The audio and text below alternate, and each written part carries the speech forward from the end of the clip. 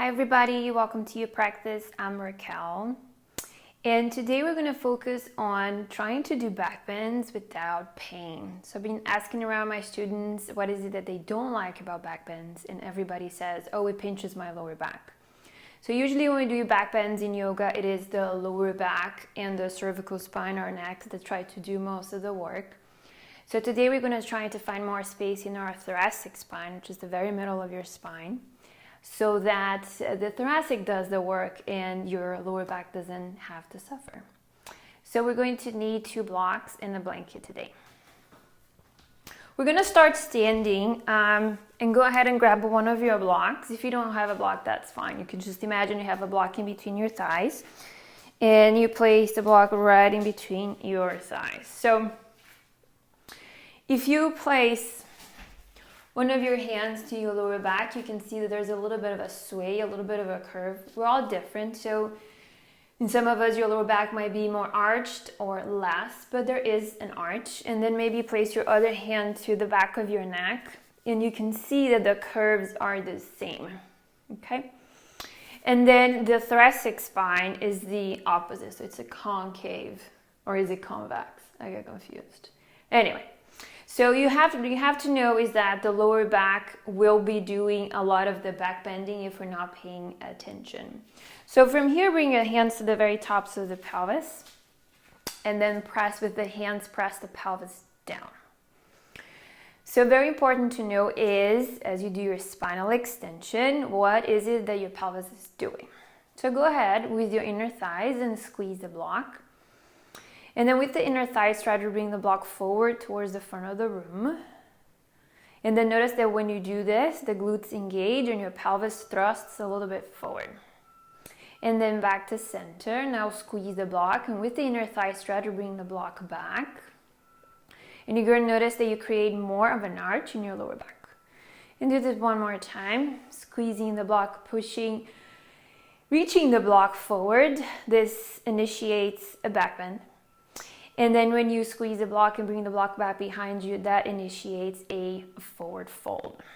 So now, before we do the right way, let's do the wrong way. So go ahead without any awareness, just lift up through the chest and go ahead and do a back bend and go back. And you're going to notice right away that we get stuck in the lower back and then come up. Now, how does the upper spine do this the wrong way? By literally just like dropping the head back. So drop your head all the way back so much that your mouth is going to open. And if you were to try to speak here, like it's hard. It's hard for you to do this. So bring your head back to center. Like we did before, one of your hands to the back of your neck and the other hand to the front of your neck. So lengthen up through the spine, and the hands are there just for you to have an input.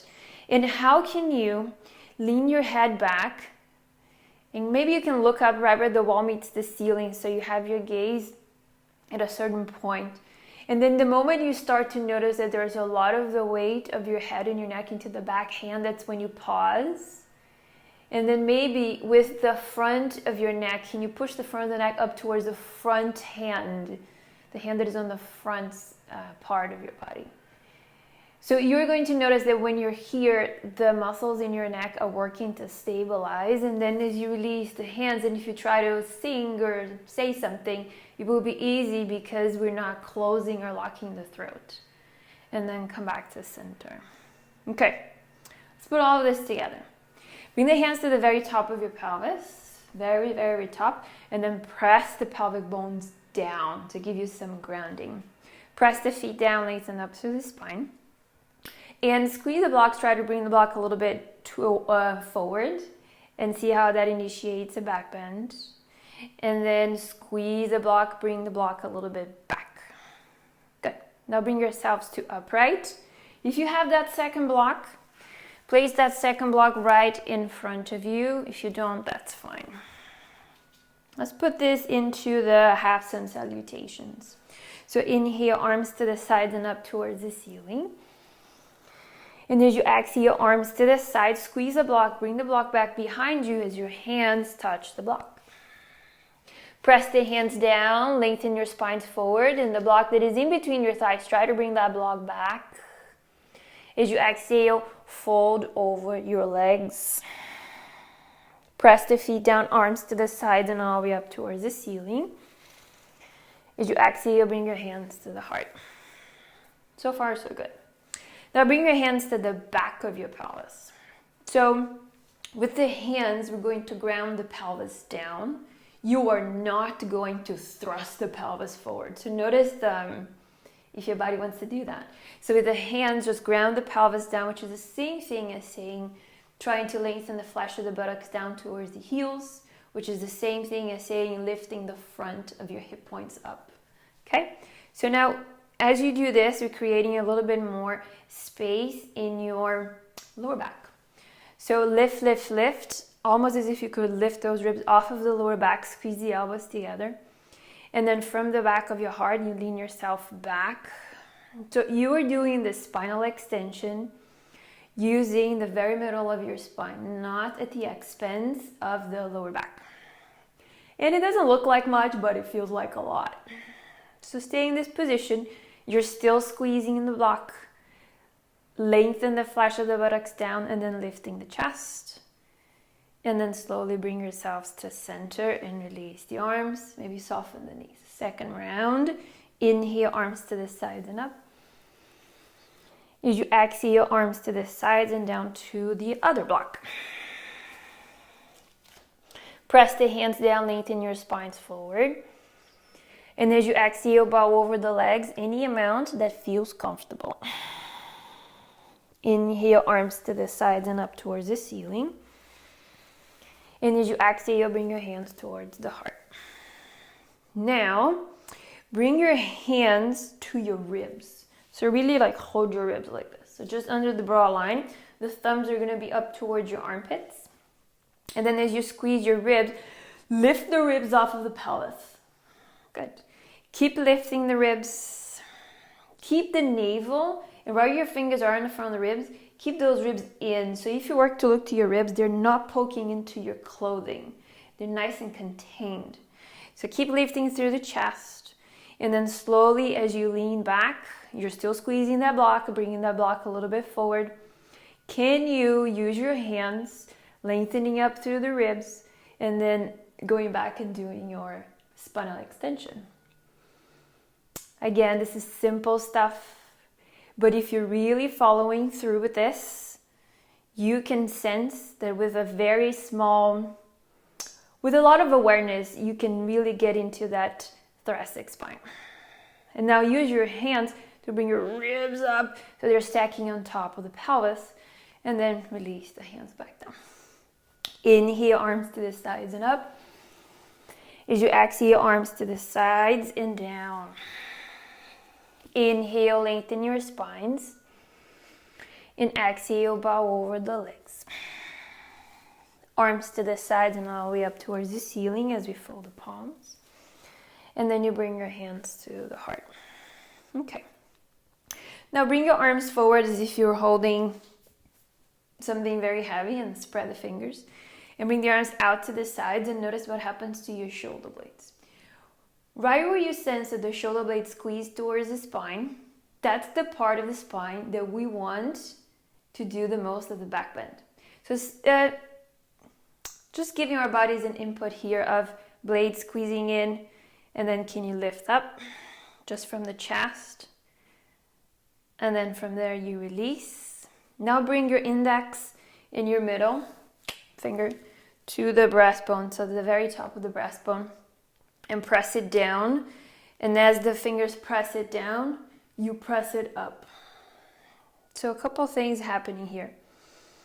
See if you can still remember the part of your spine that you want to back bend, thoracic spine, the space right in between the shoulder blades. And even as you let go of this finger, the heart is still going up. Now remember the squeezing of the block, trying to bring the block a little bit forward, flesh of the buttocks down. Remember when your hands were on your pelvis. Now remember when your hands were on your ribs, and can you lift the ribs? Remember that you need to hug the navel and the front of your ribs, And now the last bit of this, remember the fingers pressing into the breastbone. Can you lift the breastbone up towards the ceiling? Spread the fingers here in this Tadasana into the back bend shape.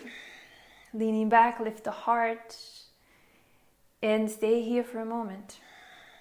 You have one more breath. And then come all the way up as you release.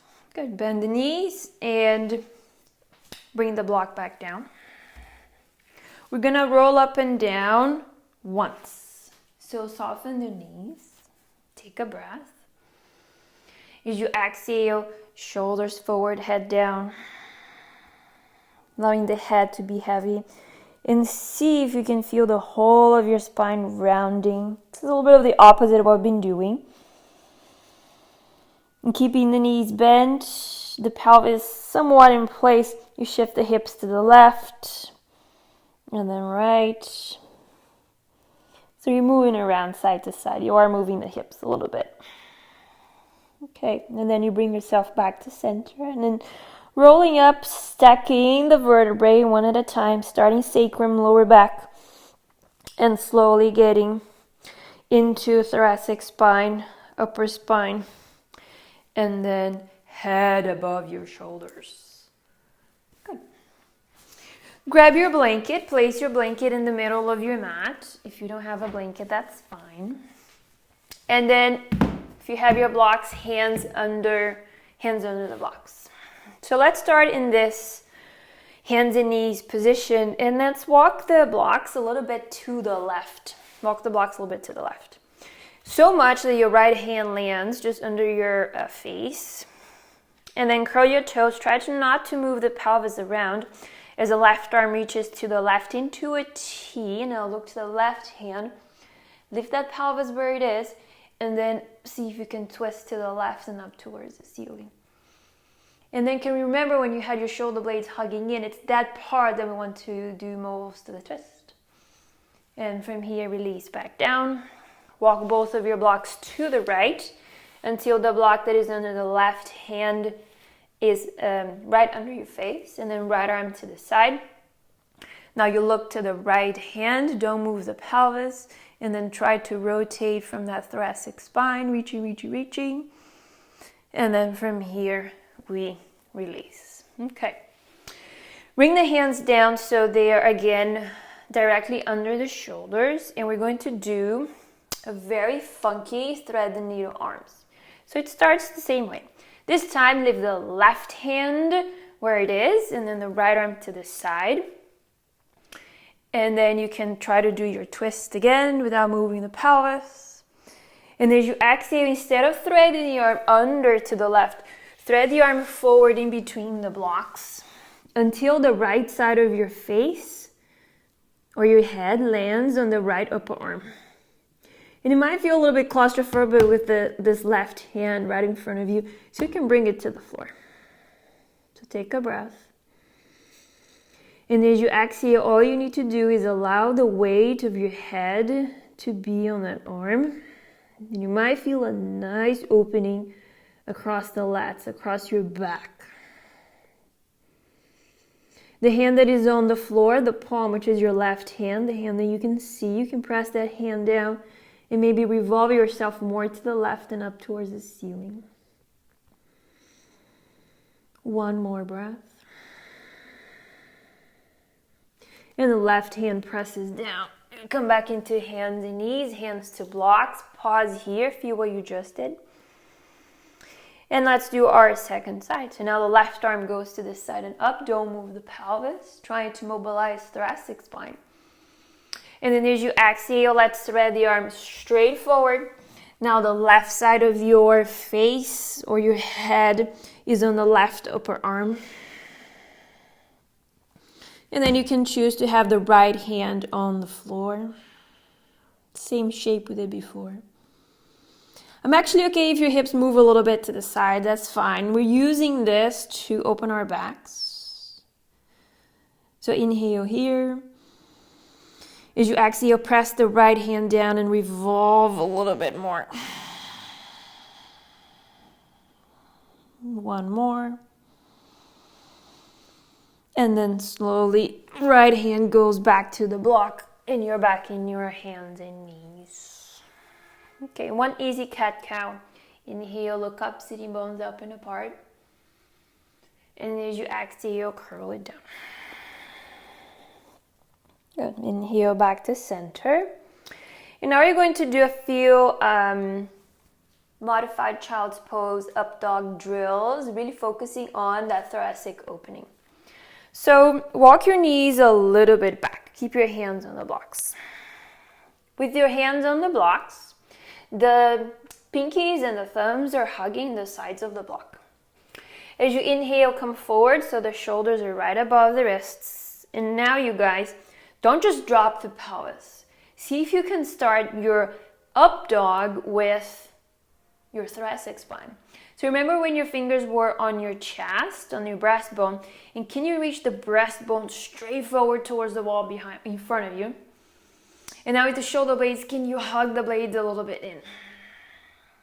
Find as much opening as you can through thoracic, and then you can squeeze the glutes, stabilize, and then maybe the pelvis goes down, but it's not dropping down. So there's some containment. And to help you bring that containment, you can hug the navel and hug your front ribs in. So try to not have your front ribs poking into your clothing. Another breath here. And then slowly keep the hands right where they are. Tuck the toes into modified child's pose. Sitting bones may or may not touch the heels. It doesn't matter. Press the hands down. And then second round, inhale. Shoulders above the wrists. Start to do your back bend from thoracic. So squeeze the blades in, thrust the heart forward. And then maybe now that you have more space, allow the pelvis to drop a little bit more down, but with containment, not just the flopping down. There's some containment of the navel hugging in. And then press the heels of the hands down a lot. Good. And then knees bend back into child's pose. Trying to hinge from the hips rather than just tucking the pelvis in as you go back. And then last bit of this. Inhale, shoulders right above the wrists. Find your up dog with the upper spine first. And now just for fun, point the toes, tops of the feet down. Bend the elbows back, maintain the containment of the front of your body until the pubic bone, the front of your pelvis, touches the floor. You are in high cobra. See if you can hold this shape. And then all the way down, forehead touches the floor. Curl the toes, hands and knees. And then last, modified child's pose. In this child's, press the hands down on the blocks. And the blocks are not going to move in space, but try to lengthen and then reach the blocks forward towards the front of your mat. So the arms are active, biceps are active. And then come all the way into hands and knees. Good. Let's keep our padding on the knees, and just like we did standing, place the block in between the thighs. And again, if you don't have a block, just remember you have a block.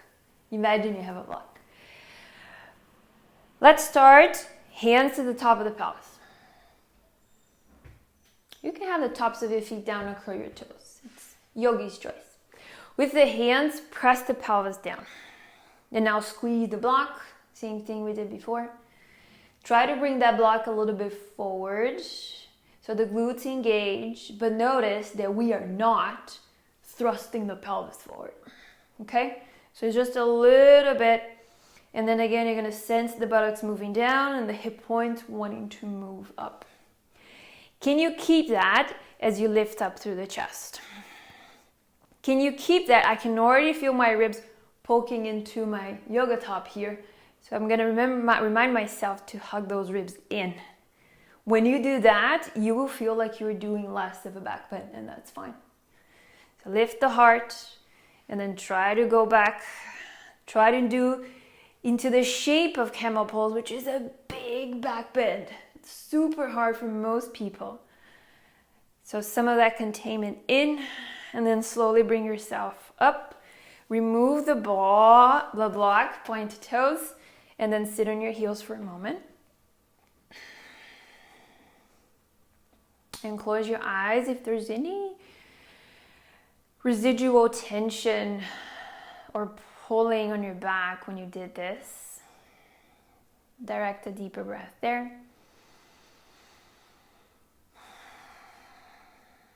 And then come up for the second round. One more time, block in between the thighs.